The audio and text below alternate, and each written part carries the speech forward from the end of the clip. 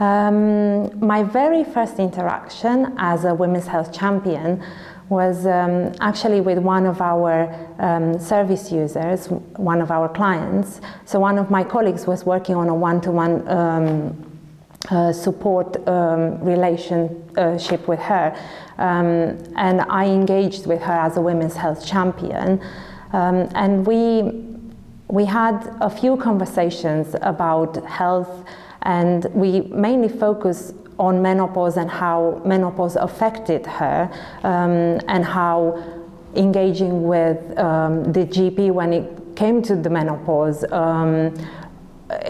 it was quite difficult in those times. There was a lack of information. It probably was like more than like 10 years ago, and she didn't feel like understood. So she didn't feel like she had the relevant support, which really led to her having osteoporosis and difficult problems later on, depression and so on.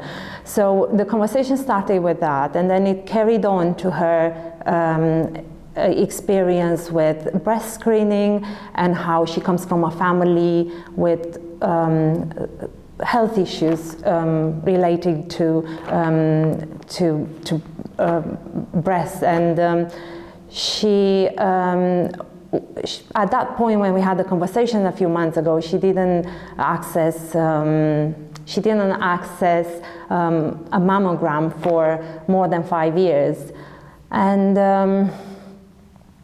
it took a few sessions to discuss about the importance of engaging in preventive care, and how having that appointment for her mammogram could actually help her, and just making sure that everything is all right and she's fine. She at that point she was living in an unstable temporary accommodation.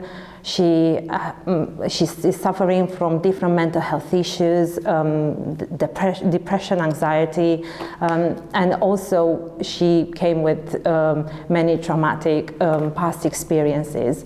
So she wasn't in a good place. We had, as I said, we had a few conversations, and she promised that she will engage with the service, which she did. She finally did. And they discovered precancerous cells, and as a result of that, a treatment was put in place for her, and she had 2 procedures to date, and she's now on her way to recovery, and she's also waiting for radiotherapy as part of like the last part of her treatment. But she said she's confident that everything is fine, and she felt confident in going through the treatment as well, because she discovered it at an early stage, which was a good thing for her. I feel like it really is important when it comes to engaging with women from underserved communities, to really listen but also if they are not perhaps engaging at the time when at the time of speaking, or sooner after that, just allow them to engage in their own time, but support, show empathy and kindness and compassion, and also, as I said, allow them to access care in their own time. That's really important as well.